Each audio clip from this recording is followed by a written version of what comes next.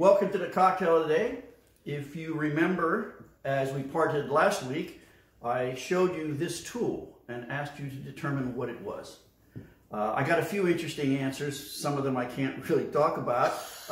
One good one was you put it in the freezer. I have a live studio audience today, by the way. You put it in the freezer, and if you want to get a drink cold real fast, you just drop it in the drink, and there you have it.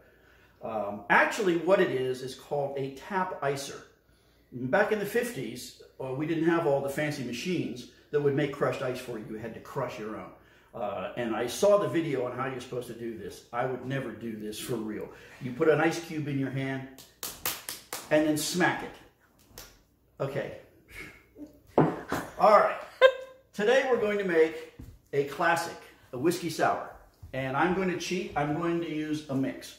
I know I like to make everything from scratch too, but I've tried a lot of different mixes, and this is really good. It's Agalima organic. You can find it at most grocery stores, I'm told. Not cheap, and it's in glass. You shouldn't drink anything that comes out of plastic. Okay. And it also is organic. It says right on the label, certified by Oregon Tilth, which is a very distinctive organic prize to get. And as my friends know, I'm all about the organic. Okay. So the whiskey sour, and there are competing claims on who invented the whiskey sour, but it's been around for a long time. Now, the British will tell you that it was invented by an English seaman who got off of a ship in Peru, opened up a bar, and created a whiskey sour, probably based on the Royal Navy's experience of using lime and lemon with spirits to ward off scurvy. However, in 1872, a book had already been on the market for 10 years, written by Jerry Thomas, considered to be the godfather of all American mixologists. In 1862, he talks about the whiskey sour. So obviously, the British guy didn't invent it. I don't know who invented it, but it goes back that far. This is one of the classic mixes you should know, and it's very, very simple. So we're going to start with my hands, which are spotless.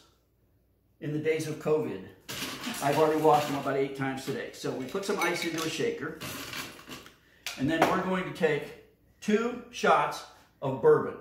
I prefer Jack Daniels. Technically not bourbon, it's called a Tennessee Sour Mash, but we're going to use that. 1 and 2, and maybe a little extra. And you have to be careful not to put too much in because your glass will only hold so much. Okay, and then we're going to put 4 shots of this. So the ratio is 2 parts mix, 1 part bourbon. So we're going to do 1, 2, 3. And I'm working without an apron, so I'm trying to be careful. It's like, you know, trapeze, no net. And we've had this conversation about shaking and stirring. Now, this has fruit in it, so it requires shaking. If it was just alcohol, like when we were making the Negroni, it's all alcohol. You don't need to shake it. So we're going to shake this. Now, and I showed you in our last one, you got to look good while you shake. Don't do the nerd. And they recommend about 20 seconds, because this has got to be really cold and just really frothy. And then we're going to strain this. I'm not going to use the built-in one because the stuff always gets caught up in there. I'm going to use a Hawthorne strainer, and I'm going to put it into a chilled cup. And this is, and see how nice and frosty that is? Beautiful. Yeah? Now, you can also serve this over ice if you want. I prefer not having the ice gets in my way. And you can garnish it, and I don't know why, but they use orange and a cherry. Now, there are a lot of people that say, that's a girly drink, okay? Now, it's not a girly drink. And that is the classic whiskey sour. Now, your homework is to identify this tool. I'll move it around so you can see it. Okay? And we'll see you next Saturday.